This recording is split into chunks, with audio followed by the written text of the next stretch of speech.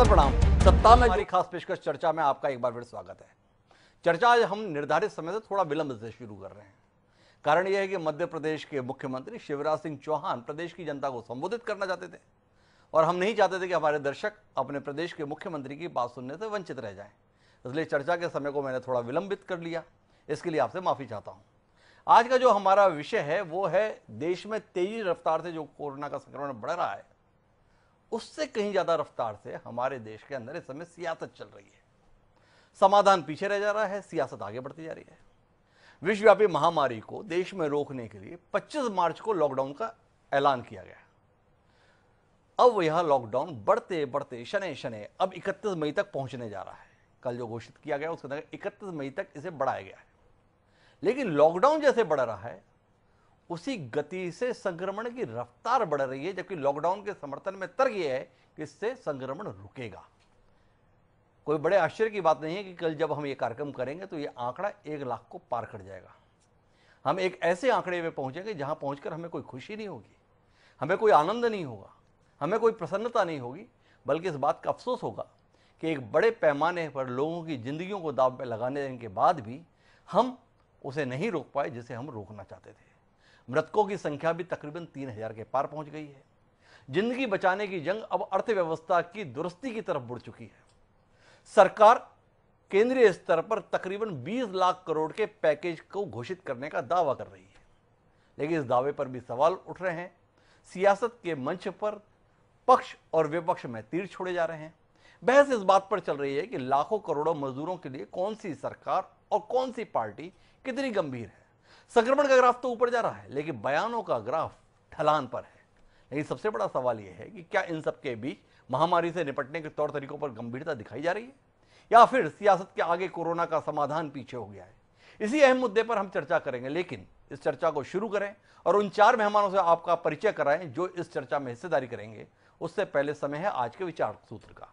हमारा आज का विचार सूत्र यह कहता है कि किसी देश को इससे नहीं परखना चाहिए कि वो अपने उच्च वर्ग के नागरिकों के साथ कैसा व्यवहार करता है, बल्कि निम्न वर्ग के नागरिकों से कैसा बर्ताव करता है। यह सूत्र वाक्य किसी और का नहीं, दक्षिण अफ्रीका के महानायक नेल्सन मंडेला का है, जिन्होंने अपनी पूरी जिंदगी वंचित वर्ग के हक का संघर्ष करने में ही लगा दी थी।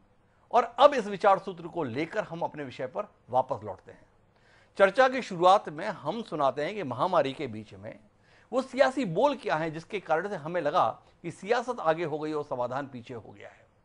और इस क्रम में हम बारी बारी से सुनवाते हैं देश की वर्तमान वित्त मंत्री निर्मला सीतारमण का, जिन्होंने राहुल गांधी और सोनिया गांधी पर सवाल उठाए, और उसके जवाब में कांग्रेस की आवाज रणदीप सुरजेवाला ने क्या कुछ कहा। सुनिए क्या कुछ कहा दोनों नेताओं ने। क्योंकि कांग्रेस पार्टी बोलते हैं ये ड्रामाबाज हर दिन, मैं अभी उन्हीं के शब्दों को उपयोग करना चाहती हूं। ड्रामाबाज है। कल जो हुआ माइग्रेंट को उनके रास्ते पे चलते हुए बगल में बैठ करके बातचीत करने का, वो समय है क्या? वो ड्रामाबाज नहीं है क्या? मैं ऑपोजिशन पार्टी को हाथ जोड़ करके विनम्रता से कहना चाह रही हूं, माइग्रेंट्स का विषय में हम सब साथ होकर के काम करना है। बेसहारा मजदूर सड़कों पर दर दर की ठोकरें खा रहे हैं और आप उनके आत्म सम्मान और आजीविका को रोंदे जा रहे हैं। निर्मला जी, आदरणीय मोदी जी, क्या मजदूर की बेबसी अब आपको ड्रामेबाजी लगती है? 135 जिंदगियां मजदूरों की ली गई, परंतु ये आपको ड्रामेबाज लगते हैं? देश के मजदूरों, श्रमिकों, कामगारों का अपमान मत कीजिए। ये घोर अपमान है, ये देश आपको माफ नहीं करेगा। और इससे भी आगे बयानबाजी बढ़ती है जब उत्तर प्रदेश के मंत्री चौधरी उदय भान सिंह का अपने आप में कोई आत्मबोध आता है। भारतीय जनता पार्टी के नेता हैं और उन्होंने क्या कहा इन मजदूरों के संदर्भ में, उसको भी सुन लिया जाए। कि संवेदनशीलता हमारे उनके साथ में प्रभु उनकी आत्माओं को अपनी शरण में ले, लेकिन उसमें किसी ने भी हादसा को आमंत्रित नहीं किया है। सच्चाई यह है कि यदि वो धैर्य नहीं छोड़ते, हम रोज भुगत रहे हैं, रोजाना इसी काम को कर रहे हैं। हमने जगह जगह स्टॉल बना रखी हैं, खिचड़ी बना रहे हैं, खाना बना रहे हैं, भट्टियां लगा रहे हैं, वहीं रोक रहे हैं। कुछ लोग रोक रहे हैं, कुछ लोग नहीं रोक रहे। खेतों में से भाग रहे हैं, मेड़ों पे से भाग रहे हैं, ऐसे भाग रहे हैं जैसे चोर और डकैत हैं। हम उन्हें बुला रहे हैं, पानी पिला रहे हैं, कुछ मान रहे हैं, कुछ नहीं मान रहे। तो ये बयानबाजी है, और इस बयानबाजी के बीच में सोचने की बात यह है कि जो ये मजदूर हैं, क्या किसी शौक के तहत सड़क पर, क्या किसी आनंद के लिए सड़क पर हैं? क्या इनके संदर्भ में वो सारे इंतजाम वाकई हुए जिनका दावा तमाम सरकारें कर रही हैं? और अगर हुए तो फिर क्यों यह सब इतनी पीड़ा को भुगतते हुए हमें लगातार चलते हुए दिखाई दे रहे हैं? कहां समाधान की ओर हम देश को ले जा रहे हैं, इसी को समझने की कोशिश करेंगे। चार खास मेहमान इस चर्चा में हिस्सेदारी के लिए हमारे साथ मौजूद हैं। हमारे साथ मौजूद हैं छत्तीसगढ़ प्रदेश कांग्रेस कमेटी के अध्यक्ष मोहन मरकाम जी, तो वहीं भारतीय जनता पार्टी के अनुसूचित जनजाति मोर्चा के राष्ट्रीय अध्यक्ष रामविचार नेताम जी भी हमारे साथ चर्चा में मौजूद हैं। हमारे साथ हरियाणा से दिग्गज जन नेता, कांग्रेस के तो नेता हैं ही, लेकिन उनकी छवि एक जन नेता की है, ऐसे जयप्रकाश सारण जी भी हमारे साथ में जुड़ गए हैं। और साथ ही हमारे साथ हैं उज्जैन क्षेत्र के चर्चित सांसद अनिल फिरोजिया जी। आप चारों मेहमानों का बहुत बहुत स्वागत है इस हमारे खास कार्यक्रम के अंतर्गत। और चर्चा की शुरुआत मैं मोहन मरकाम जी आपसे करता हूं। आपसे चर्चा करने के दो कारण हैं। एक, भारतीय जनता पार्टी का सीधा आरोप है कि आपकी पार्टी के पूर्व राष्ट्रीय अध्यक्ष ड्रामेबाज हैं। कल मजदूरों के पास में जाके बातचीत करके उन्होंने उनका समय खराब किया। बेहतर होता उनके बच्चों को उठाते, उनका सामान उठाते, कुछ दूरी तय करा देते तो शायद ज्यादा बेहतर होता। और उसके उलट आज आपने भाजपा को तो छोड़िए, राष्ट्रीय स्वयंसेवक संघ पर ही हमला बोल दिया कि जो संघ अपने सार्वजनिक कार्यों के लिए जाना जाता है, आपका कहना है कि वो कुछ नहीं कर रहा है। इस दौर में जब विरोधी दलों को साथ लेने की बात हो रही है, समाज के हर वर्ग को जोड़ने की बात हो रही है, समाधान पर पहुंचने की कोशिश हो रही है, देश ही नहीं दुनिया एक सबसे बड़ी महामारी के दौर से गुजर रहा है, उस समय पर साथ आने की जगह आप सब मौका तलाश रहे हैं कि तलवार कहां से निकालें, तमंचे कहां पर चलाएं, गोलियां कौन किसको किस तरीके से दाग दे। चाह क्या रहे हैं आप?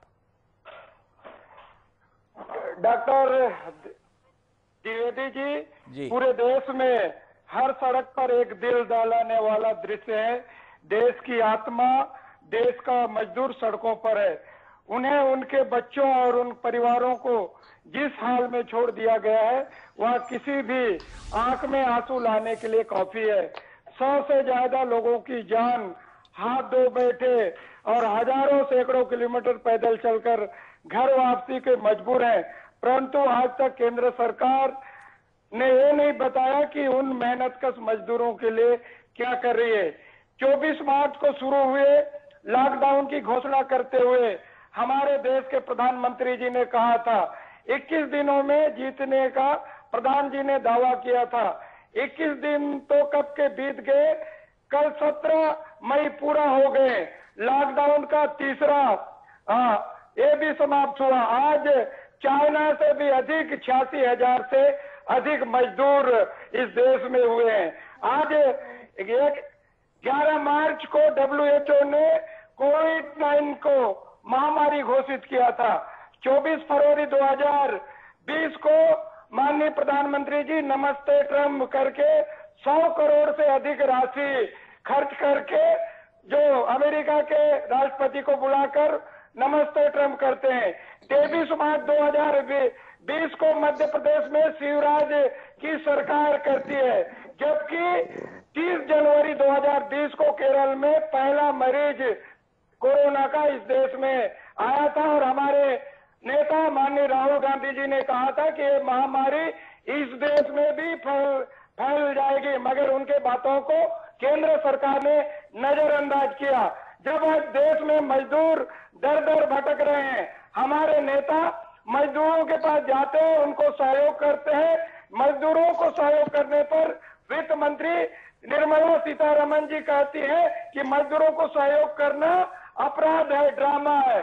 मैं पूछना चाहता हूं भारतीय जनता पार्टी के नेताओं से और हमारे देश के प्रधानमंत्री से, बिना कार्य योजना के आपने नोटबंदी की तरह, GST की तरह आपने लॉकडाउन किया, उसी का परिणाम है आज हजारों लाखों मजदूर आज सड़कों पर है। कई लोगों की मौत हो जाती है, चाहे औरंगाबाद हो, गुना हो, मुजफ्फराबाद हो, औरैया जैसी घटनाएं घटती है।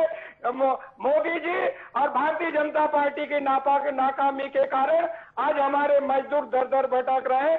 अगर हमारे नेता, हमारे कार्यकर्ताओं अगर हमारे मजदूरों को सहयोग करते हैं, अगर ये अपराध है तो हम जरूर अपराध करेंगे, क्योंकि मजदूर देश की आत्मा है, उनको सहयोग करना। अच्छा मरकाम जी, मैं जिम्मेदारी। आपकी पूरी बात को सुना। मेरा एक सवाल है आपसे। आपने लॉकडाउन को नोटबंदी, जीएसटी के साथ जोड़ा और कहा बिना प्लानिंग के लॉकडाउन किया। अभी तक आपकी पार्टी खासतौर पर छत्तीसगढ़ के संदर्भ में इस बात पर अपनी सरकार की पीठ थपथपाती है कि हमने तो देश से पहले, नरेंद्र मोदी से पहले अपने प्रदेश में लॉकडाउन कर दिया था। जो सवाल आप देश के संदर्भ में कर रहे हैं, क्या प्रदेश में आपने तैयारी वैसी कर ली थी? क्या पूरे देश में जो आपके प्रदेश से जुड़े हुए, छत्तीसगढ़ से जुड़े हुए लाखों मजदूर थे, क्या आप उन्हें घर ले आए थे? जो आप केंद्र की सरकार को जिस विषय पे कटघरे में आज खड़ा कर रहे हैं, अभी तक तो आप अपनी पीठ थपथपाते थे कि देश ने बाद में किया, छत्तीसगढ़ ने पहले किया। आज उसी लॉकडाउन पे आप सवाल खड़ा कर रहे हैं, क्यों? डॉक्टर द्विवेदी जी, जनवरी माह से ही हमारी सरकार, छत्तीसगढ़ के यशस्वी मुख्यमंत्री माननीय भूपेश बघेल साहब और हमारे स्वास्थ्य मंत्री आदरणीय टी.एस. सिंहदेव साहब ने दूरदर्शी सोच के साथ, बहुत तैयारी के साथ हमने जनवरी माह से शुरू कर दी थी, क्योंकि हमारे नेता माननीय राहुल गांधी जी ने हमको पहले ही सचेत कर दिया था कि आप तैयारी करिए। उसी का परिणाम है आज छत्तीसगढ़ राज्य पूरा देश ही नहीं, विश्व के लिए रोल मॉडल बनकर उभरा है। आज कोरोना जैसे महामारी छत्तीसगढ़ में अभी तक एक भी व्यक्ति की डेथ नहीं हुई है। आज देखिए मध्य प्रदेश की हालत बद से बदतर है। आज गुजरात की हालत देखिए, बद से बदतर है। आज कर्नाटक की हालत बद से बदतर है। आज छत्तीसगढ़ राज्य हमको। मरकाम जी, एक बार बीच में फिर रोकता हूं। आपने अपने राहुल गांधी जी की बात को माना, हालांकि आपने मेरे प्रश्न का जवाब नहीं दिया जो मैंने लॉकडाउन के संदर्भ में पूछा। पर यह बात तो उपलब्धि के तौर पर है कि छत्तीसगढ़ में मामला बहुत ज्यादा कंट्रोल में है। पर आपसे सवाल है, राहुल गांधी जी ने बोला, भूपेश बघेल जी ने भी माना और टी.एस. सिंहदेव जी ने माना, पर अशोक गहलोत, कैप्टन अमरिंदर ने क्यों नहीं माना?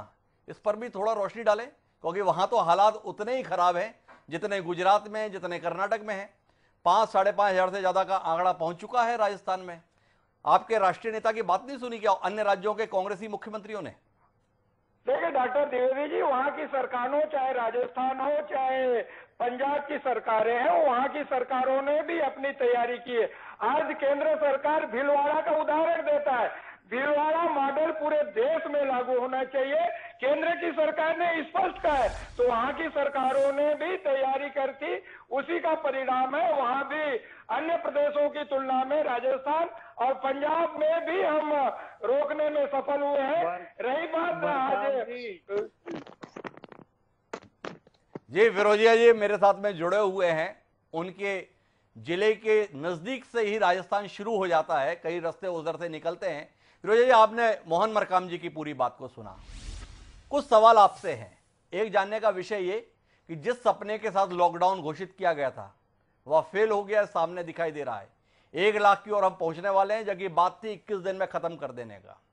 दूसरा सवाल इस बात पर लेकर है कि ये जो मजदूर सड़क पर दिखाई दे रहा है, जिसका दर्द, जिसका दुख, जिसकी तकलीफ, जिसकी पीड़ा, जिसका असंतोष अब किसी से छुपा हुआ नहीं है, क्या आप ईमानदारी से कार्यक्रम में मानने के लिए तैयार हैं कि इस वर्ग के संदर्भ में समाधान कर पाने में आपका राज्य और आपका केंद्र दोनों नाकाम रहे?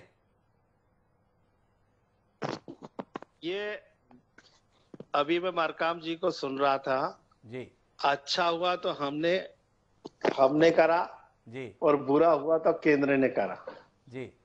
आज ये छत्तीसगढ़ का उदाहरण दे रहे हैं, आज ये राजस्थान का उदाहरण दे रहे हैं, मध्य प्रदेश का उदाहरण बोल रहे हैं। मध्य प्रदेश में ऐसा हुआ, अरे मरकाम जी, कमलनाथ जी मुख्यमंत्री थे, अपनी सरकार ही बचाते रह गए। कोरोना वायरस के संक्रमण को फैलने से रोकने के लिए उनने कोई आदेश नहीं दिया। वो तो भगवान महाकाल की कृपा है कि शिवराज जी ने शपथ ली और उसी टाइम वो बल्लभ भवन में जाके बैठे और उन्होंने रणनीति बनाना चालू करी। नहीं तो कमलनाथ जी हमको लावारिस, पूरे मध्य प्रदेश की 7.5 करोड़ जनता को लावारिस छोड़ चुके थे। आप पूछो तो सही मध्य प्रदेश में कि इन्होंने कौन सी योजना बनाई थी संक्रमण को रोकने के लिए। और रहा राहुल गांधी जी का, तो राहुल गांधी जी कब बड़े होंगे, कब मैच्योर होंगे, हम तो यही सोचते रहते। फिरोजा जी, राहुल गांधी जी कब बड़े होंगे, कब मैच्योर होंगे, वो बात की बात है। देश की हकीकत को भारतीय जनता पार्टी और केंद्र का नेतृत्व कब स्वीकार करेगा, अब ये पूछ रहे हैं। मजदूर सड़क पर है, जिस विवशता के दौर से वो गुजर रहा है, वो तस्वीरें आपकी निगाह से भी गुजर रही हैं, लेकिन समाधान में आप करके रहे हैं। कल वित्त मंत्री निर्मला सीतारमण जी ने कहा कि हमें बताइए 3 घंटे के अंदर हम ट्रेन उपलब्ध कराएंगे। ये लाखों मजदूर सड़क पर दिख रहे हैं, आपकी पार्टी को, आपकी सरकार को दिख नहीं रहा है? किस बात का इंतजार कर रहे हैं? क्यों नहीं ट्रेनें उपलब्ध कराई जा रही? क्यों इन लोगों को उनके मुकाम तक पहुंचाने के लिए उन्हें अपने हाल पर छोड़ दिया गया है? क्या कहेंगे इसके लिए आप? मैं इसी मीडिया के माध्यम से आप सभी से पूछना चाहता हूं जी कि जितनी केंद्र की जिम्मेदारी है, जितनी प्रधानमंत्री जी की जिम्मेदारी है, क्या हम सभी प्रदेशवासी इस देश से अलग है क्या? जी हम लोगों की जिम्मेदारी नहीं है क्या? जी हमारे मजदूर अगर जा रहे हैं तो आप ये बताओ, प्रधानमंत्री जी ने बोला कि सभी राज्य उनकी मदद करें, उनको सहयोग करें। आपसे इस मीडिया के माध्यम से पूछना चाहता हूं देश के सभी राज्य के मुख्यमंत्रियों से कि क्यों नहीं सहयोग कर रहे हैं? क्यों अपना तेरा कर रहे हैं? ये देश हमारा है, ये जनता हमारी है, ये मजदूर वर्ग हमारा है, हमको क्यों नहीं सहयोग करना चाहिए? सब आप एक ही नेतृत्व के ऊपर क्यों टिके कि ये व्यवस्था नहीं कर रही, ये व्यवस्था? आप व्यवस्था की बात बोलो, आप मांग करो, हम वो पूरी करेंगे, केंद्र वो पूरी करेगा। आज अगर वास्तव में महामारी से भारत देश अछूता है, कहां अछूता है अनिल जी, फिरोजा साहब जरा रोशनी तो डाले, कहां अछूता रह गए हम? टेस्ट हम पर्याप्त कर नहीं पा रहे, जितने टेस्ट कर रहे हैं 1 लाख पर पहुंचने जा रहे हैं। अभी भी चाहते हैं कि हम उपलब्धि के तौर पर देखें आपके कामों को। आप बोल रहे हैं कि सबका है, सब कर तो रहे हैं, जितने स्वयंसेवी संगठन है, संस्थाएं हैं, चाहे भाजपा के कार्यकर्ता हैं, चाहे कांग्रेस के कार्यकर्ता या अन्य दलों के हैं, खाना खिला रहे हैं, पानी पिला रहे हैं, जो कुछ संभव है कर रहे हैं। पर मजदूरों को पहुंचाने के लिए साधन चाहिए। ट्रेन राज्य का विषय नहीं है, केंद्र सरकार का विषय है। आप यार्ड में डिब्बे रखे हुए हैं पर उन्हें पटरियों पर दौड़ाने के लिए तैयार नहीं है। इसके लिए कौन जिम्मेदार है? ट्रकों में डाल के भेजा जा रहा है मजदूरों को तमाम सरकारों के द्वारा।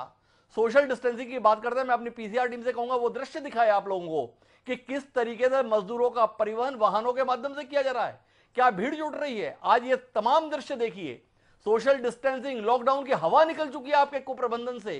किसको जिम्मेदार ठहराएं, किसको रोएं, किसको कोसें?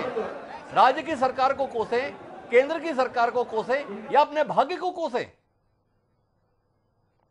कोसने की बात नहीं है, ये वास्तव में देश पे एक बहुत बड़ा संकट है और हम सबको मिलजुल के इसका सामना करना है और करना पड़ेगा। लेकिन मेरा आपसे निवेदन है, मेरी बात आप पूरी सुन लीजिए जी। मेरा जो कहने का मतलब था कि वास्तव में अभी आप बोल रहे थे कि हमारे यहाँ इतने संक्रमित हो गए हैं, इतनी मृत्यु हो गई है, एक बहुत दुख का कारण है।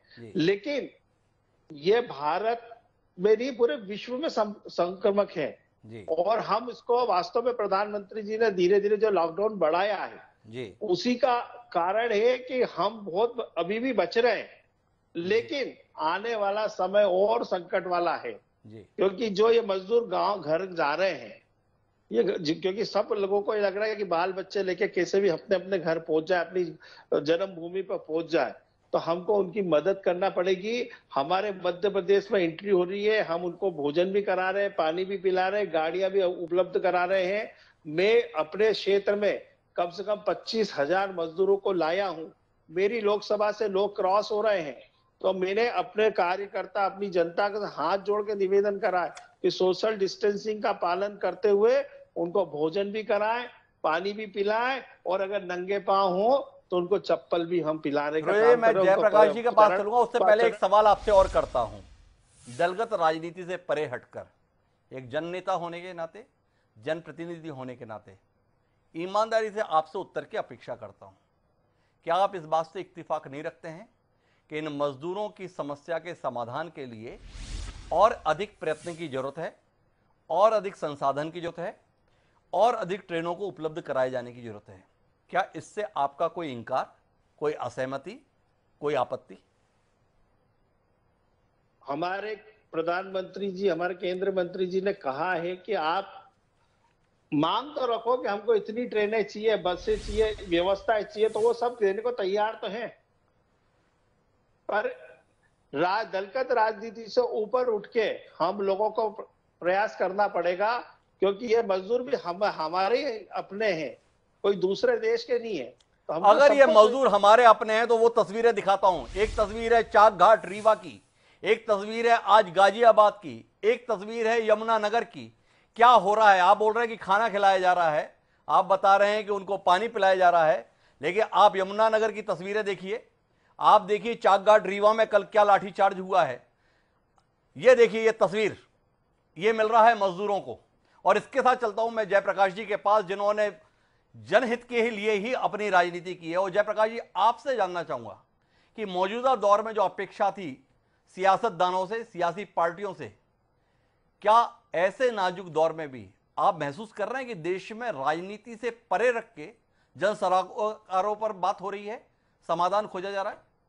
देखिए डॉक्टर साहब, आपकी बात तो सही है कि कोरोना की महामारी बड़ी भयंकर है और सारे विपक्ष ने, इवन राहुल जी ने, सोनिया जी ने, दूसरी पार्टी के नेताओं ने कहा कि महामारी के समय में हम सरकार के साथ खड़े। लेकिन इस बात को मानना पड़ेगा कि राजनीति की शुरुआत किन्होंने की है। आज हमारा इशू है मजदूरों का। मैं हमारे मेंबर पार्लियामेंट साहब से पूछना चाहता हूं कि गुजरात के सूरत में किस तरीके से गरीब मजदूरों को घेर करके, जैसे जलियांवाला बाग का कांड हुआ था अंग्रेज के जमाने में, आपकी पुलिस ने गुजरात में मजदूरों को नहीं मारा। हरियाणा के यमुनानगर में आपने मजदूरों को नहीं मारा। आपने मजदूरों को पानी और रोटी और चप्पल देने की बजाय उनको लाठी भांजने का काम किया। ये किसका खोट है?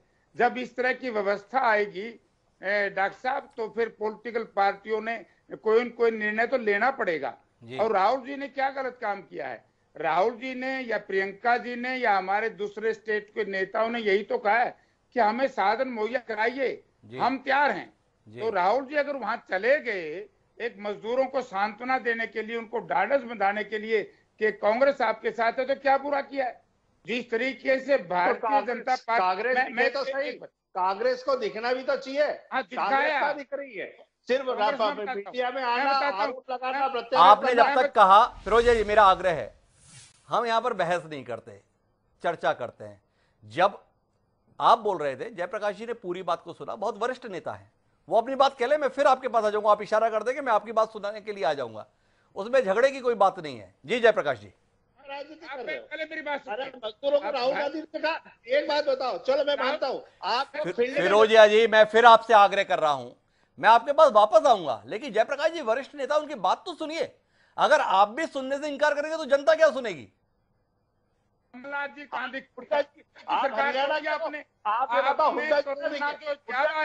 इसमें भारतीय जनता पार्टी की केंद्र की सरकार यदि कोरोना का इंतजाम करती, आप बताओ एक जगह भी क्या किया सरकार ने? अनिल फिरोजिया जी, मैं आपसे फिर आग्रह कर रहा हूं। जयप्रकाश जी 1 मिनट रुके, मैं अनिल फिरोजिया जी से बात कर लूं। अनिल फिरोजिया जी, मैं बार बार आपसे आग्रह कर रहा हूं, जयप्रकाश जी वरिष्ठ नेता हैं, उनकी बात सुन लें, मैं आपके पास फिर आ जाऊंगा, आप अपनी आपत्ति दर्ज कराइएगा ना, पूरा मौका आपके पास रहेगा। जी जयप्रकाश जी, करके पानी पी पी के किया, आज उस मनरेगा की वजह से इस देश का किसान को पेट में रोटी गई है। आज इस मनरेगा की वजह से इस देश के अंतिम आदमी के घर में खाना पकता है। ये कांग्रेस पार्टी की देन है कि कांग्रेस पार्टी ने गरीब आदमी को आपने फिरोजिया जी, मेरा फिर आग्रह है, आप जिम्मेदार जनप्रतिनिधि हैं, अगर बीच में बोलेंगे तो फिर जाके क्या दृश्य रहेगा? जी जयप्रकाश जी, ये आप 17 मई को कांग्रेस ने 55 साल देश में राज करा, क्या कोरोना है बुरी जी, छत्तीसगढ़ तरीके से भारतीय जनता पार्टी है। मैं इस मीडिया के सामने कह रहा हूँ कि बस वो मुख्यमंत्री जी, जो छत्तीसगढ़ के मुख्यमंत्री जी की आवाज दबाओगे, हम कोरोना की महामारी में आपके साथ हैं। आपने हर अनाज करके रख दिया, आपने समय पर वेंटिलेटर मंगवाए, आपने समय पर इसका कसूर है, हमारा कसूर नहीं है। यह आपकी सरकार का कसूर है। जयप्रकाश जी, मेरा आपसे एक सवाल और है। जानने का विषय है कि कांग्रेस पार्टी ने समाधान की दृष्टि से काम करने की बात कही थी। कांग्रेस ने दलील दी थी कि हम इस पर सियासत नहीं करना चाहते हैं, पर मौका आने पर बयान देने से कभी छोड़े नहीं। प्रियंका गांधी जी ने अभी पत्र लिखा उत्तर प्रदेश के मुख्यमंत्री जी को कि हमने 1000 बसें उपलब्ध कराई है, हमें अनुमति दी जाए। उन्होंने अनुमति दे दी और कहा कि आप जो है उसका विवरण दें। अब मुख्यमंत्री कार्यालय उस विवरण का इंतजार कर रहा है, वो कांग्रेस मौन है। सियासत कौन कर रहा है? मौन नहीं है। आप देखिए, प्रियंका जी ने जो बात कही थी, हमारी राजस्थान से बसें आई, राजस्थान की पुलिस की आपने देखा होगा टीवी के माध्यम से किस कैसे उत्तर प्रदेश की पुलिस ने पिटाई करी। कल पंजाब की बसें आई, उत्तर प्रदेश सरकार ने सहारनपुर से वापस कर दिया गया। अब यानी कि पट भी आपका, चित भी आपका, दोनों आपके। करो ठीक है, केंद्र सरकार भारतीय जनता पार्टी के, कोरोना में हम उनके साथ हैं, लेकिन आपका मैनेजमेंट ठीक नहीं है। जैसे नोटबंदी के समय नुकसान हुआ था, यदि इसी लॉकडाउन को आप 7 दिन में नोटिस दे करके उन गरीब आदमियों को कहते 24 तारीख को लॉकडाउन, 23 तारीख को शाम को प्रधानमंत्री जी ने घोषणा की कि 24 तारीख से पूरा देश में लॉकडाउन है। यदि 7 जहां रहना चाहता है, जिस जगह पे रहना चाहता है, हम 7 दिन का समय देंगे। आपके पास इतनी रेल की व्यवस्था है, सरकार के पास इतनी बसें हैं। आज जो आप काम कर रहे हैं, यदि ये मजदूरों को घर भिजवाने का काम 2 महीने पहले कर लेते तो सैकड़ों मजदूर की जीवन लीला नहीं छिली जाती। ये सरकार दोषी है, विपक्ष कैसे दोषी है? और राहुल जी ने तो अच्छा काम किया है। कांग्रेस पार्टी की जहां सरकारें हैं, हमने तो हमारे राजस्थान के चीफ मिनिस्टर ने तो उदाहरण पेश किया है। इसी तरीके से केरला ने, जो विपक्ष सरकार है, उन्होंने उदाहरण किया है। आपकी सरकार ने किया क्या है? आपकी मध्य प्रदेश में सरकार बनी, सबसे ज्यादा लोग मरे हैं, तो मध्य प्रदेश में थोड़े से समय में कानून व्यवस्था नहीं। एक अकेले चीफ मिनिस्टर बैठे रहे सारे उहदे लेकर के। आप अपनी कमी को देखो। आपने सोशल सिक्योरिटी खत्म क्यों कर दी? लेबर लॉज को क्यों खत्म किया? मैं आपसे एक रिक्वेस्ट करना चाहता हूं कि मजदूरों के साथ इतना जुल्म जो भारतीय जनता पार्टी की सरकार ने, केंद्र ने किया, कोई नहीं कर सकता। उन गरीब जयप्रकाश जी, आपने बड़ी आसानी से भारतीय जनता पार्टी और मध्य प्रदेश की सरकार को कटघरे में खड़ा किया। श्रम कानूनों में सुधार की बात है तो श्रम कानून में परिवर्तन तो राजस्थान की सरकार ने भी किया है, और राजस्थान में जिसकी सरकार है वो कांग्रेस पार्टी की है, अशोक गहलोत की है। क्या कहेंगे आप? लेबर लॉ केंद्र से होते हैं, अगर वहां भी अगर गलत काम होगा हम उनका भी विरोध करेंगे। अगर की क्या बात है, वहां तो हो रखा है, केंद्र के स्तर पर नहीं हुआ है। 7 राज्यों ने श्रम कानूनों में संशोधन किया है और उसमें पहल करने वालों में सम्मान्य अशोक गहलोत और कांग्रेस की नेतृत्व वाली राजस्थान सरकार शामिल है। रेल जिम्मेवारी कांग्रेस की, इसकी बीजेपी की नहीं है। आपके रेल मंत्री कहते थे हमारे पास तो बहुत रेलें हैं, क्यों नहीं आप लोगों ने मजदूरों को, बेचारों को भिजवाया? कभी उनके किराए में झगड़ा? यदि हमारी आदरणीय कांग्रेस पार्टी के अध्यक्ष श्रीमती सोनिया गांधी ये नहीं कहती कि कांग्रेस पार्टी के नेता कार्यकर्ता खर्चा देंगे मजदूरों का, आपने तो रेल में भी किराया लेना शुरू कर दिया था। जब आप फंस जाते हो पलट जाते हो, ये तो अच्छा काम है। जब आप फंस जाते हो तो पलट जाते हो, ये कहना है जयप्रकाश जी का। मेरे साथ में राम विचार नेताम जी हैं। पूरे आवेश के साथ आपने जयप्रकाश जी की बात को सुना। एक सवाल अभी तक समझ पाने में नाकाम हूं राम विचार जी। आपकी पार्टी, आपकी सरकार मजदूरों के लिए, वंचित के लिए काम करना चाहती है। 85% तो किराया आप दे ही रहे थे, भले ही कांग्रेस के द्वारा पत्र जारी करने के बाद आपने घोषित किया। 15% के लालच में ट्रेनें रोक के बैठे हैं।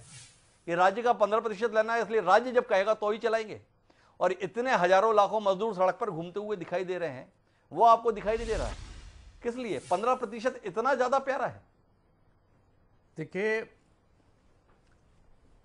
डॉक्टर द्विवेदी साहब, मैं बड़े इत्मीनान से जयप्रकाश जी के बात को सुन रहा था जी, और मरकाम जी की बात को भी सुना जी, फिरोजिया जी हैं उनकी बात को भी हमने सुना। लेकिन जहाँ तक जयप्रकाश जी हमारे, ठीक है, हरियाणा से आते हैं, आप सीनियर जनप्रतिनिधि हैं, लेकिन आप इस तरह से सफ़ेद झूठ बोलेंगे ये आपसे अपेक्षा नहीं थी। मैं तो सोचा कि आप बड़े समाजवादी नेता लग रहे हैं जी। बड़े अच्छे चिंतक के साथ जो है अपनी बात को रखेंगे। आपको शायद याद नहीं कि भारत की सरकार ने इस कोरोना संकट से निपटने के लिए हर क्षेत्र में जहां काम किया, गरीबों जो बड़े पैमाने पर विभिन्न राज्यों में अलग अलग प्रांतों के मजदूर जो है बाहर गए हुए हैं, ऐसे लगभग 8 करोड़ की संख्या है। इन 8 करोड़ लोगों की चिंता करते हुए भारतीय जनता पार्टी के केंद्र की सरकार ने उनके लिए आर्थिक पैकेज की ही घोषणा नहीं की, बल्कि उनके पेट की भी चिंता की। और यही नहीं, मैं आपको बता दूं, भारत सरकार ने इन मजदूरों को लाने के लिए 1200 ट्रेनों की अनुमति दे के रखी है। जरूरत पड़े तो और भी देंगे। हम मेरी बात सुन लें, मैं आपकी बात को मैं बहुत ही जयप्रकाश जी, मैं आपके पास आऊंगा, इत्मीनान से मैं आप भरोसा रखें रहा जी। और प्रतिदिन अभी भी 300 ट्रेन देने की योजना है जी। मैं आपसे पूछना चाहता हूं, आपकी सरकारों ने कितने प्रोग्राम बना करके दिया? मैं छत्तीसगढ़ से पूछना चाहता हूं, राजस्थान से पूछना चाहता हूं, बाकी राज्यों से, आपका झारखंड का हो गया, बाकी आपका पश्चिम बंगाल का हो गया। इन सरकारों को हमारे केंद्र की माननीय केंद्रीय मंत्री, गृह मंत्री जी को पत्र लिखना पड़ा जी। पश्चिमी बंगाल के मुख्यमंत्री को पत्र लिखना पड़ा कि यहां 50 लाख बंगाल से मजदूर जो है दूसरे राज्यों में हैं, उनको लाने के लिए क्या व्यवस्था है। उन्होंने, आपको सुन करके बहुत हैरानी होगी कि उन्होंने पहले तो करीब 25-30 ट्रेनों का बना करके दिया, बाद में बोला भाई आप इतनी बड़ी संख्या को कैसे ले जाएंगे, इसके लिए आप क्या योजना है। उत्तर प्रदेश ने अभी तक 400 ट्रेनें ले गया, इसी प्रकार से बाकी राज्य भी, मध्य प्रदेश ने भी और बिहार ने भी कम से कम 250 ट्रेन जो है वहां पहुंच चुकी अलग अलग राज्यों से। ये प्रोग्राम तो हमें बना के देना पड़ेगा। माफ कर रामविचार जी, आपने बहुत तसल्ली से बताने की कोशिश की, लेकिन मेरे पास उनके पास जाने पहले खुद ही सवाल है। आपने कहा 1500 ट्रेनें चलाने का था, मांगे तो सही 300 और देने के लिए तैयार हैं। 8 करोड़ मजदूर हैं, 1200-1500 ट्रेन, जिनमें कुल 1200 या 1700 लोग बैठ रहे हैं, कितने लोग पहुंचा देंगे? और अगर आप इतने ही उदार हैं तो सड़क पे दिख क्यों रहे? एक सवाल। दूसरा, छत्तीसगढ़ ने 29 ट्रेनें मांगी थी, एक हफ्ते बाद में आपने पहली ट्रेन दी, अभी भी 14 ट्रेनों की मंजूरी दी, 15 के संदर्भ में मौन रहे, और साथ में रेल मंत्री पीयूष गोयल बयान देते हैं कि ये राज्यों की सरकारें कुछ कर नहीं रही हैं। आप मंजूरी दे नहीं रहे, राज्य सरकारों पर ठीकरा फोड़ दे रहे हैं, और उन राज्य सरकारों पर जहां आपकी सरकारें नहीं हैं। इसीलिए सवाल उठ रहा है कि इस समय पर भी आप सियासत करेंगे या तकलीफ का समाधान करेंगे? कोई उत्तर? कदापि नहीं। भारतीय जनता पार्टी की सरकार या भारतीय जनता पार्टी की सोच ऐसी नहीं है कि हम मजदूरों के साथ इस तरह का हम व्यवहार करें जी। आज हमारे बीच के लोग हैं, हमारे भाई बंधु हैं, इस देश के निवासी हैं, और देश के नवनिर्माण के लिए अपना खून और पसीना लगा करके किसी भी राज्य की बेहतरी के लिए गए हुए हैं। ऐसे लोगों की चिंता करना हम सबका दायित्व है, कर्तव्य है। क्या मैं पूछ सकता हूं कि आज अगर छत्तीसगढ़ के रोड में, छत्तीसगढ़ के एक कोने से दूसरे कोने जाते हुए अगर मजदूर ट्रकों का सहारा लेकर के जा रहे हैं, छड़ लदे हुए ट्रकों में बैठ करके जा रहे हैं, बाकी गाड़ियों का सहारा लेकर के पैदल जा रहे हैं, आंध्रा से चल करके 1000 किलोमीटर से ऊपर लोग पैदल पहुंच रहे हैं, मोटरसाइकिल लेकर के परिवार के साथ किस तरह से जा रहे हैं, क्या ये सब देख करके हम गर्वित नहीं होते हैं? जी, हमें भी पीड़ा होती है, और बहुत इससे ज्यादा पीड़ा कुछ हो ही नहीं सकती। इसके लिए हम लोगों ने समय समय पर बराबर माननीय मुख्यमंत्री जी के ध्यान में भी इस बात को रखा।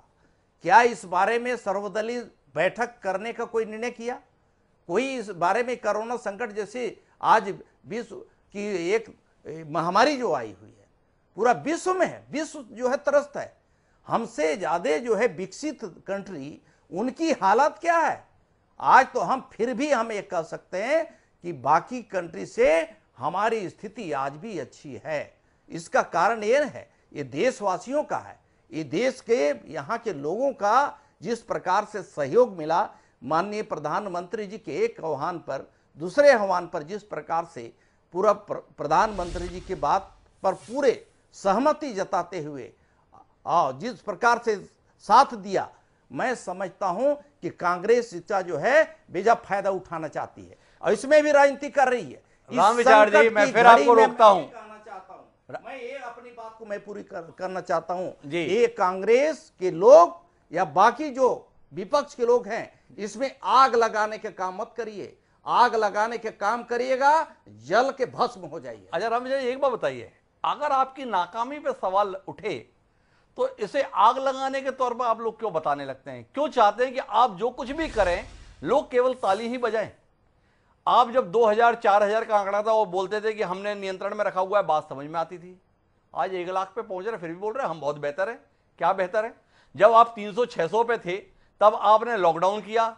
आज जब 80,000 90,000 पर हैं, लोगों को सड़क पर ला दिया है और लोग जो है ट्रकों में सोशल डिस्टेंसिंग का दावा करते हैं। आपको तस्वीरें दिख रही हैं, चाहे वो पंजीयन कराना हो रेल में, चाहे बसों में या ट्रकों में ढुलाई हो रही है, जानवरों की तरह आदमी बैठ रहे हैं।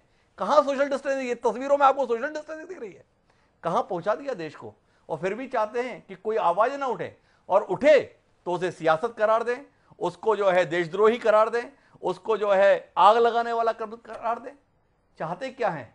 क्या यहां पर सभी, चाहे वो मीडिया हो चाहे विपक्षी दल हो, केवल मूक दर्शक रहे? देखिए, जितना भारतीय जनता पार्टी के सरकार जहां है उनका दायित्व है, उतना ही दायित्व जो है कांग्रेस के वरिष्ठ नेताओं का भी है, उनके राष्ट्रीय अध्यक्ष का भी है और संबंधित वहां के मुख्यमंत्रियों का भी है। मैं मोहन मरकाम जी के पास चलता हूं। राम विचार नेताम जी का कहना है आपका दायित्व है, आपकी सरकारें हैं। क्या कहेंगे मरकाम जी, अपना दायित्व नहीं निभा रहे आप? डॉक्टर द्विवेदी जी, मोदी साहब ने कहा था ताली बजाने से, घंटा बजाने से, बत्तियां बुझाने से और दिया जलाने से कोरोना महामारी समाप्त हुई। मैं आदरणीय रामविचार नेताम जी और सांसद जी से पूछना चाहता हूं, कोरोना का ग्राफ 1 लाख पहुंच रहा है। रही बात छत्तीसगढ़ की बात, हमारी सरकार ने 2,08,000 जो प्रवासी मजदूर हैं, दूसरे प्रदेशों में फंसे हैं, उनके लिए 30 ट्रेनों की मांग की थी। 30 ट्रेनों में मात्र हमें 14 ट्रेनें मिली है। 14 ट्रेनों का भी 1,17,00,000 हमने जमा किया है। केंद्र सरकार का उसमें कोई सहयोग नहीं है। आज रामविचार नेताम साहब किस मुंह से कहते हैं? वे केंद्र में सांसद है तो मोदी साहब से करें, केंद्र सरकार हमको कोई सहयोग नहीं कर रही। रही बात 20 लाख करोड़ जो पैकेज की बात है, इसमें आम जनता को, मजदूरों को क्या मिल रहा है? आज कुछ नहीं मिल रहा है। इसी का परिणाम है आज हमारे मजदूर भाई दर दर भटक रहे हैं। आज जो बात हो रही है, हम लगातार मांग कर रहे हैं, कोरोना वायरस संक्रमण से उत्पन्न स्थिति को देखते हुए डिजास्टर मैनेजमेंट एक्ट में कार्यशील करे केंद्र सरकार। जो सेक्शन 13 के तहत जो हमारे चाहे आम जनता हो, व्यापारी हो, छोटे व्यापारी हो, उनका कर्ज माफ करे। हम लगातार मांग कर रहे हैं, मगर एक चंद उद्योगपतियों को फायदा देने के लिए जो 20 लाख करोड़ जो पैकेज की बात है, आज हमारे कोयला खदानें बेच रहे हैं। आज 74% आज सेना के क्षेत्र में जितने आयुष भंडार उनको बेच रहे हैं। आज पूरे चंद उद्योगपतियों को फायदा देने के लिए जो भी 20 लाख करोड़ का पैकेज है उनको मिल रहे हैं, ना कि आम जनता को।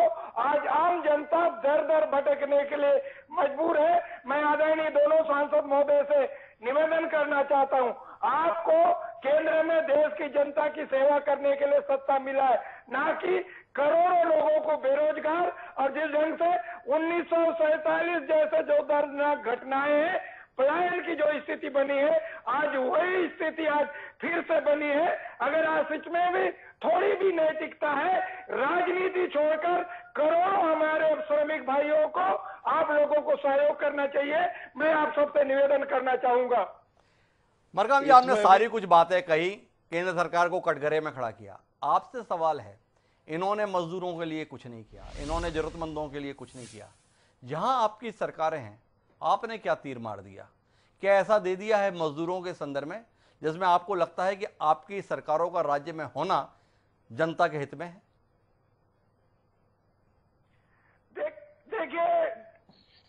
डॉक्टर द्विवेदी साहब, हमने लगातार छत्तीसगढ़ के मजदूरों को लिए काम किया है। 3 लाख से अधिक मजदूरों को जिस प्रदेश में फंसे हैं उनके खाने पीने की, रहने की व्यवस्था की है। 17,000 से अधिक मजदूरों को 36 लाख रुपए उनके खाते में सीधा 1,000 रुपए उनके खाते में जमा किए हैं। जो मजदूर हमारे प्रदेश में आए हैं, हमारे छत्तीसगढ़ की गौरवशाली परंपरा रही है, जो भी आते हैं हमने अतिथि का दर्जा, पहुना का दर्जा देते हैं। आज हमारी सरकार बॉर्डरों से उनके प्रदेश के बॉर्डर तक पहुंचाने का पूरा खर्च हमारी सरकार कर रही है, और खाने पीने से लेकर हमारे संगठन के पदाधिकारी, प्रशासन के अधिकारी, स्वयंसेवी संस्थाएं लगातार काम कर रही है। आज छत्तीसगढ़ से जो भी मजदूर गुजर के जाते हैं, चाहे बिहार के हो, उत्तर प्रदेश के हो या झारखंड के हो, उड़ीसा के हो, यहाँ से खुश होके जा रहे। हमारी सरकार हर स्तर तक मजदूरों की पूरी सेवा कर रही है, यहाँ तक कि चप्पल से लेकर उनके हर तरह की व्यवस्था हमारी माननीय भूपेश बघेल जी की सरकार कर रही है। आज रिजर्व बैंक, आज नीति आयोग से लेकर सभी हमारी छत्तीसगढ़ की सरकार की तारीफ कर रही है। आज मनरेगा में हो, चाहे वनोपज खरीदी में हो, पूरे देश में हम प्रथम स्थान पर है। मेरा अंक गणित थोड़ा सा कमजोर है मरकाम साहब। आपने बताया कि 17,000 मजदूरों को 1,000 रुपए डाला गया है, 36 लाख रुपए खर्च किए हैं। थोड़ा गणित कमजोर है, दोबारा आऊंगा।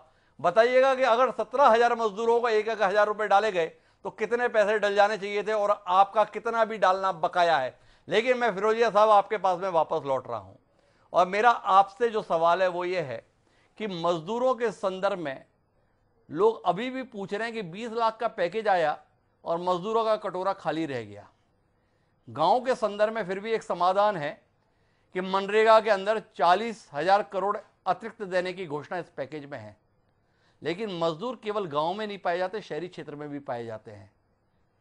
क्या आप पार्टी के जिम्मेदार सांसद और जनप्रतिनिधि होने के नाते इस कार्यक्रम में बता सकेंगे कि शहरी क्षेत्र के मजदूरों को इस 20 लाख के पैकेज में क्या कुछ मिल पाया है? 20 लाख करोड़ का जो पैकेज दिया है, ये गरीब मजदूर और किसानों के लिए ही है।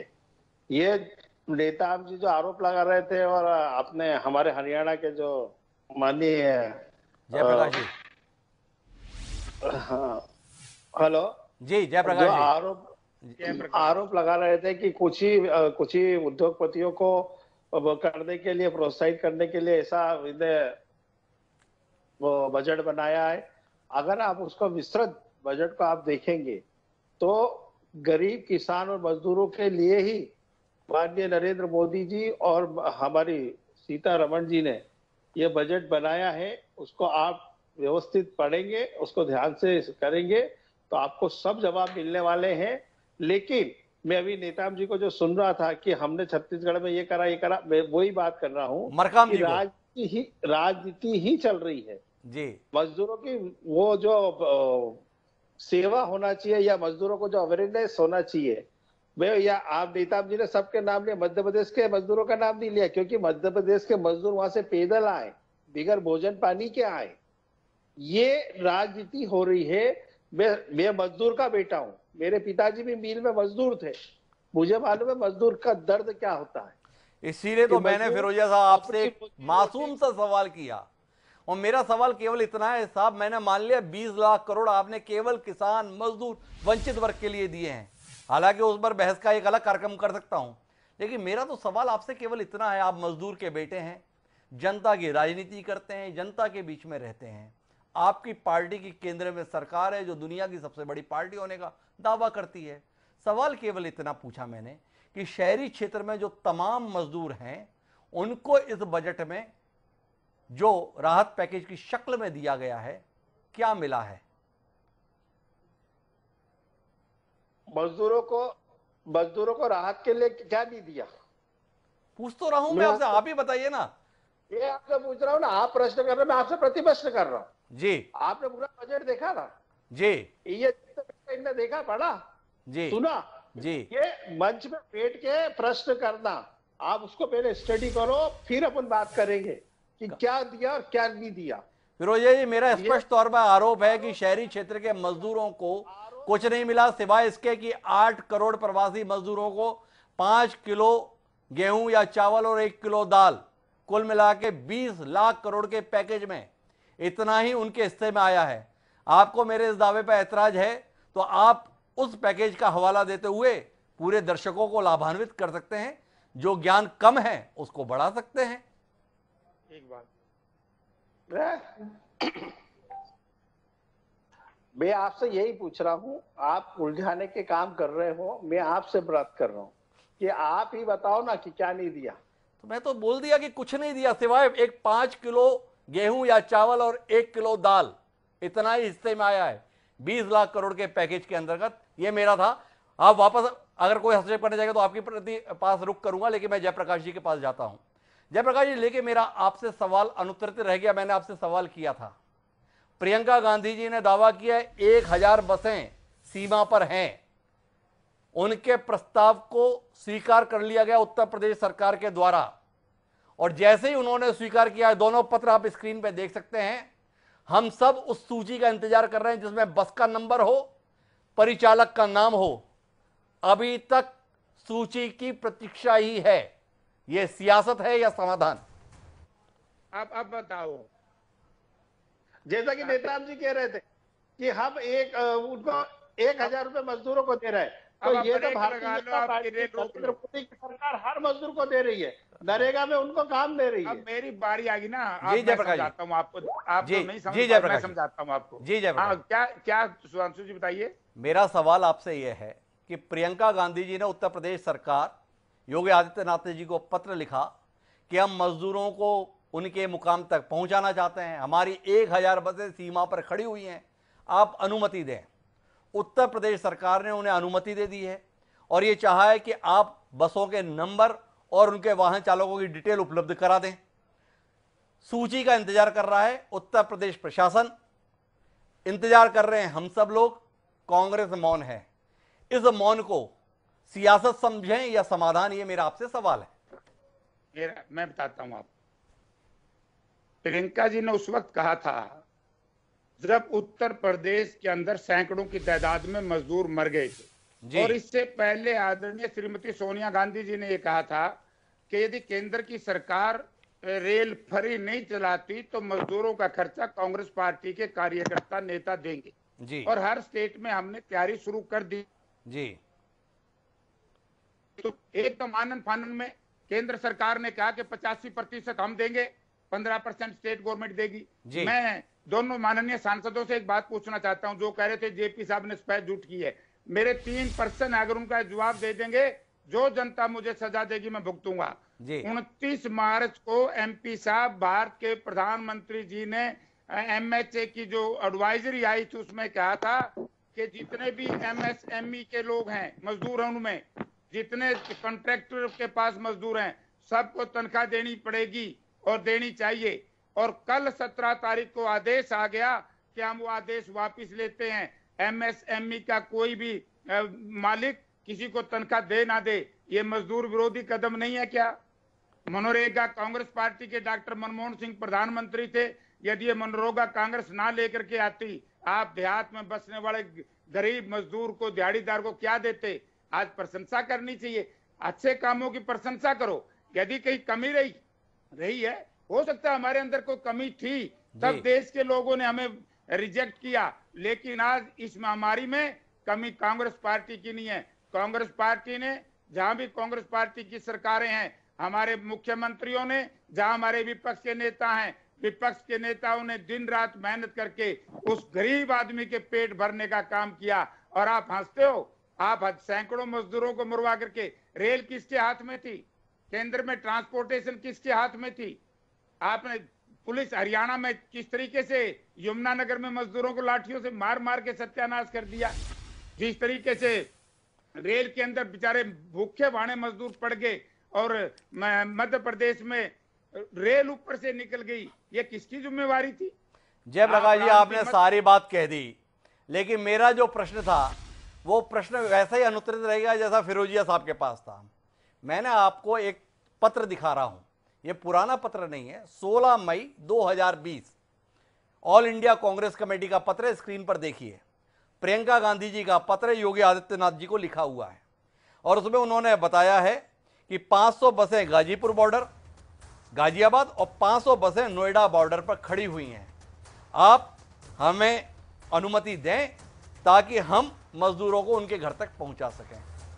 18 मई 2020 अतिरिक्त गृह सचिव अवनीश अवस्थी, जो मुख्यमंत्री जी के भी सचिव हैं, उन्होंने अनुमति जारी करते हुए चाहा कि आपको अनुमति दी जाती है, आप बस नंबर और चालक के नाम की सूची हमें उपलब्ध करा दें। पत्र पहुंचा हुआ है, कांग्रेस तब से मौन है, ना बयान है, ना पत्र है, ना सूची है। इसे समाधान समझें या सियासत, ये सवाल है। जन नेता हैं, ईमानदारी के साथ में उत्तर की अपेक्षा सारे दर्शक कर रहे हैं आपसे। मैं देता हूं, मैं आपको एक जवाब देता हूं। प्रियंका जी ने जो कहा उसमें कोई राजनीति नहीं है। आज हमारी वजह से तो रेलें चलानी पड़ी केंद्र सरकार ने। आदरणीय सोनिया जी, यदि ये चिट्ठी अपने पार्टी के नेता और कार्यकर्ताओं को ना लिखती तो ये लोग रेल में मजदूरों को ले जाने वाले नहीं थे। आज हमारी वजह से उत्तर प्रदेश का जो सत्यानाश करके उत्तर प्रदेश की सरकार ने रख दिया। हमारी बसें जाती हैं पंजाब की, राजस्थान की, क्यों नहीं आप उनको बढ़ने देते? कल हरियाणा की बसें रोक दी आपने। हम बसें भेज रहे हैं, आप उन्हें कहते लॉ एंड ऑर्डर की सिचुएशन कंट्रोल में नहीं है। तो ये जिम्मेवारी एमपी साहब आपकी है। और मैं नेताम साहब से एक बात पूछना चाहता हूं कि नेताम जी, आप मुझे, क्योंकि छत्तीसगढ़ में मुझे जाने का बहुत मौका मिला है, आप आदिवासी लाइन के लोग हैं, आप का खून पसीने से इस देश का निर्माण हुआ है। आपने कम से कम ऐसी बात नहीं करनी चाहिए थी। ये जिस तरीके से मजदूरों का शोषण हो रहा है, अब 20 लाख करोड़ के पैकेज की बात है। मैं नेताम जी से पूछना चाहता हूं, क्या इस देश के किसान और गरीब का कर्जा माफ नहीं कर सकते थे? 50 पूंजीपतियों का 60,000 करोड़ रुपया एकदम राइट ऑफ कर दिया और उसकी परिभाषा बदल दी, राइट ऑफ की कर्जा माफी। आप हमारे किसान मजदूर का कर्जा माफ करते, मैं आपका स्वागत करता। आप हमारे किसान को, हरियाणा प्रदेश की हालत में बता दूं, कांग्रेस पार्टी की बीजेपी की सरकार है, आज तक पिछले 20 दिन से गेहूं की बेचने के बाद भी 1 पैसा किसान को नहीं मिला। प्राकृतिक की आपदा ने हमें मारा, आपकी गेहूं की खरीद ने हमें मारा। यार, जो ये 40,000 करोड़ रुपया गेहूं खरीद का भी उसी 20 लाख के पैकेज में डाल दिया। जो चुनाव से पहले माननीय प्रधानमंत्री जी ने कहा था कि हर किसान को 6,000 रुपए साल का दूंगा, वो भी इसी पैकेज में डाल दिया। जो मनरेगा का पैसा, वो गलत कर दे रहे हो आप, वो अलग पैसा है, बिल्कुल अलग है। निकालो, वो तो अभी तक रिलीज हो गया, किसानों के खाते में आ गया पैसा। आप ये गलत। माफ करें अनिल फिरोजिया जी, आप एक जिम्मेदार सांसद हैं। स्वयं केंद्रीय वित्त मंत्री जी ने जब घोषणाएं की, उसके अंतर्गत स्पष्ट तौर पर बताया कि जो ये किस्त डाली गई है अप्रैल माह के अंतर्गत 2,000 रुपये तकरीबन 8.25 करोड़ किसानों को, वो इस पैकेज का हिस्सा है। पूरे देश ने देखा है, स्वयं वित्त मंत्री जी ने बताया है, आंकड़ों की शक्ल में दिखाया है। क्या इस पे आपत्ति करने की बात है? 6,000 रुपये नहीं दिखाया, 2,000 रुपये दिखाया है जो किस्त जमा की गई है। जी जयप्रकाश जी। हाँ, तो इसी में तो जो पीछे दिया था, अब आप देखिए कि डीजल के दाम बढ़ा दिए, पेट्रोल के दाम बढ़ा दिए, और ये कह करके देखो कितनी साफ गोई से काम करते हैं हमारी जो वित्त मंत्री महोदय है जी, कि हमने आम आदमी की जेब पे बोझ नहीं डाला, हमने एक्साइज ड्यूटी लेके बढ़ा करके और कंपनियों से पैसा लिया है। मैं एक ही बात पूछना चाहता हूं मेरे 2 माननीय सांसदों से, ये जो कंपनियों में पैसा इकट्ठा हुआ किसकी वजह से हुआ है? ये सरकार के मिसमैनेजमेंट की वजह से इकट्ठा हुआ है। जो पेट्रोलियम कंपनीज हैं, 18 डॉलर प्रति बैरल के भाव से आज तेल का, कच्चे तेल का भाव है, और आज 70 रुपए प्रति लीटर आप बेच रहे हैं। इस महामारी में तेल सस्ता करना चाहिए था, आपने महंगा करके रख दिया। आज जो किसान जो है, आपकी केंद्र सरकार की योजना थी, हमारे तोसाम में, भिवानी में आज टमाटर लेकर के लोग सड़कों पर बैठे हैं। भावांतर भरपाई का फैसला क्यों नहीं आप कर रहे? आज हमारे प्याज का कई सवाल हैं जयप्रकाश जी के। राम विचार जी पार्टी के जिम्मेदार नेता हैं, वरिष्ठ सांसद हैं, आप एक मोर्चे के राष्ट्रीय अध्यक्ष हैं। इतने सारे सवालों के घेरे में जयप्रकाश जी और मोहन मरकाम जी आपको लेकर आए हैं, कुछ कहना चाहेंगे आप? जी नेताम जी। जयप्रकाश जी, आपने एक साथ जो है बहुत सारे प्रश्न खड़े किए हैं जी। बारी बारी से आपको सुनने का थोड़ा हिम्मत होना चाहिए जी। आप 20 लाख करोड़ का जो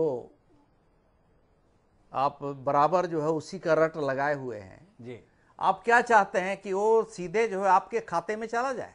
जी आप तो यही चाह रहे थे जी कि उसमें अधिक जो है डायरेक्ट जिस प्रकार से पहले खेल हुआ करता था जी कि मजदूरों का पैसा है। आपके पूर्व प्रधानमंत्री आपके ही पार्टी के स्वर्गीय राजीव गांधी जी क्या बोले थे कि मैं मजदूरों के लिए, गरीबों के लिए यहां से 1 रुपया 100 पैसे भेजता हूं तो 85 पैसे जो है लीकेज होता है और बाकी पैसा जो है मात्र जो है 15% जो है राशि उन तक पहुंचता है। जी ये पहली सरकार है, सुन लीजिए।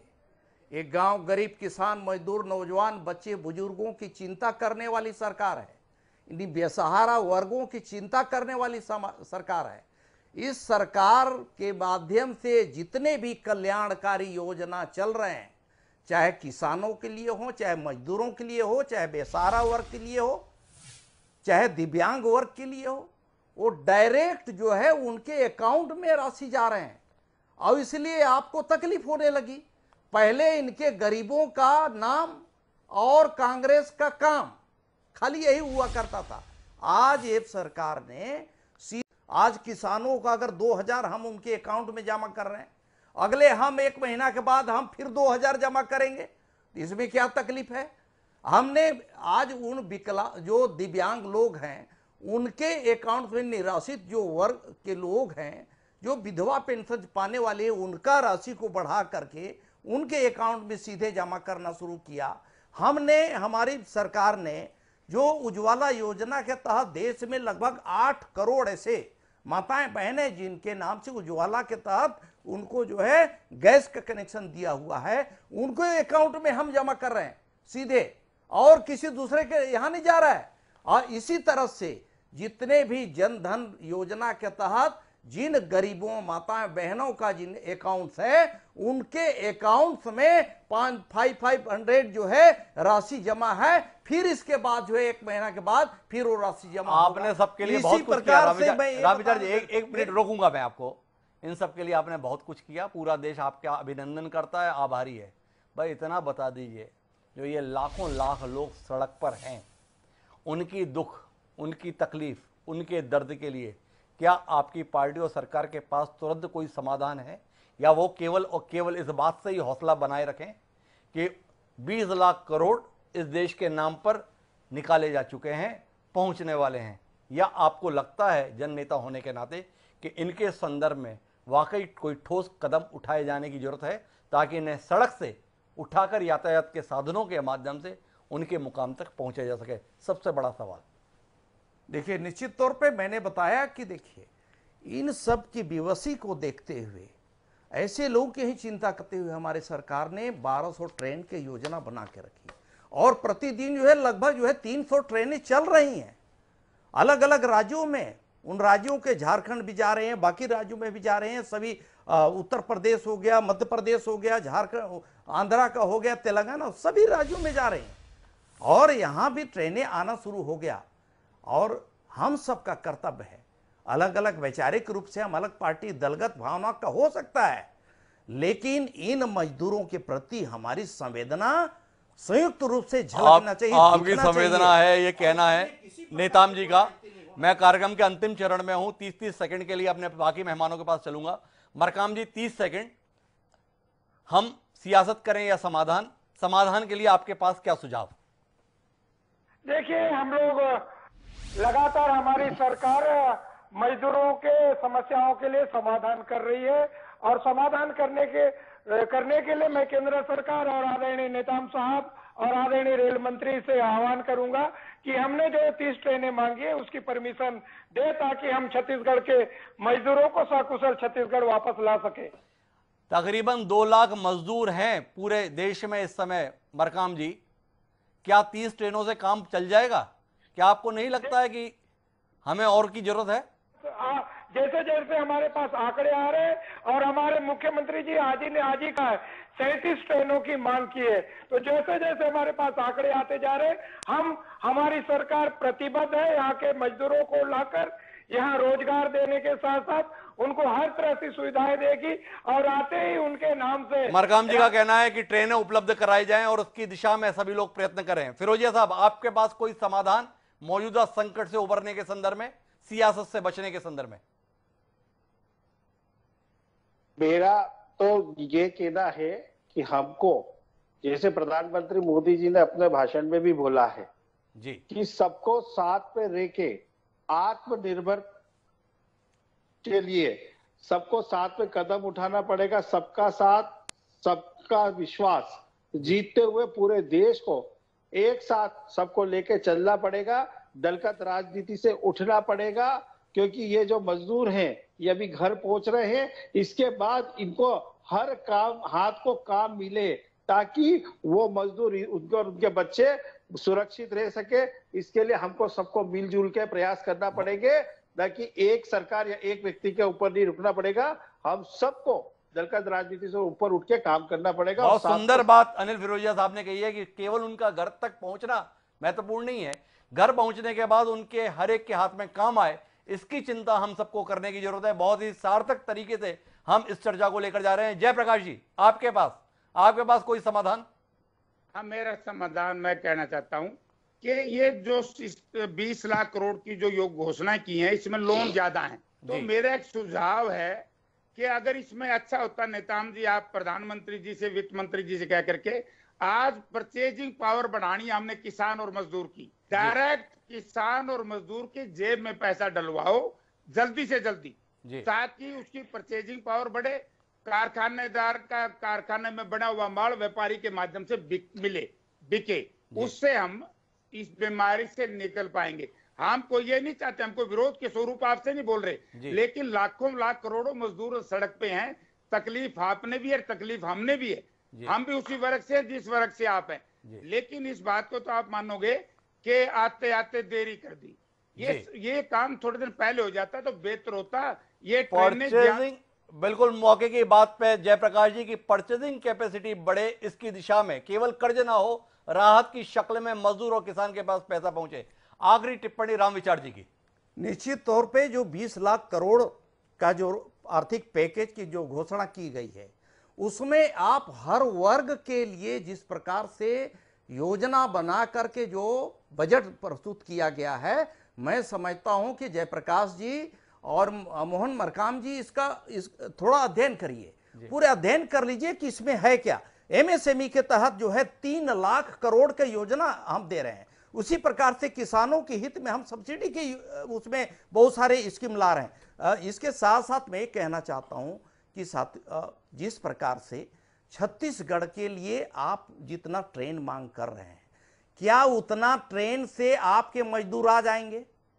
आज भी मैं बोल रहा हूं कि आपके ट्रेन की बात कर रहे हैं, आप कोई गाड़ियां लगा करके एक जिले से दूसरे जिले तक नहीं पहुंचा पा रहे।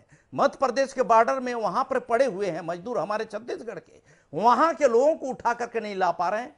क्वारंटाइन सेंटरों की स्थिति ऐसी है, इतनी दुर्गति है कि लोग जो है वहां अधिकारी उनको पिटाई कर रहे हैं, दूसरे तरफ एक जगह जो है राम विचार जी से हम देश के लिए समाधान पूछ रहे थे। बात यह है, मैं कहना चाहता हूं ये सरकार छत्तीसगढ़ में सिर्फ जो है ये हमारा कोरोना की ओर हमारी सरकार के ध्यान कम है, सिर्फ दारू बेचने के लिए ज्यादा है। जयप्रकाश जी, इसको आप लीजिए, नोटिस भी लीजिए। मोहन मरकाम जी को भी बोल रहा हूं, बड़े बड़े नेताओं का हाथ उसमें है, बड़े बड़े जो नेता यहाँ पर हैं उनको जो अधिकृत किया हुआ है। राम विचार जी, हमारा समय समाप्त हो रहा है, लेकिन यहाँ शराब खुलेआम जो है, यहाँ शराब यहाँ बेचवाया जा रहा है। राम विचार जी, मैं आपको रोकूंगा, कार्यक्रम का समय समाप्त हो रहा है। समाधान की दृष्टि से 2 बहुत महत्वपूर्ण सुझाव अनिल फिरोजिया जी और जयप्रकाश जी के माध्यम से आए। अनिल फिरोजिया का मानना है कि केवल उन्हें घर तक पहुंचाने के संदर्भ में नहीं, बल्कि घर पहुंचने के बाद उनके हाथों को काम मिले, इस पर विचार करने की जरूरत और काम करने की जरूरत एक। और जयप्रकाश जी ने जो ये सुझाव दिया कि लोगों को कर्ज नहीं चाहिए, उनके लिए राहत चाहिए, इस पर सरकार को विचार करने की जरूरत। आप चारों मेहमानों का बहुत बहुत धन्यवाद हमारी इस चर्चा को सार्थक बनाने के लिए। समय है अब आज के शेर का। मजदूरों की पीड़ा को व्यक्त करते हुए तमाम पंक्तियां हम इस दौरान लेकर आ रहे हैं। आज भी ऐसा ही एक शेर हमारे साथ में है कि दरिया दरिया घूमे मांझी, कि दरिया दरिया घूमे मांझी, पेट की आग बुझाने, पेट की आग में जलने वाला किस किस को पहचाने।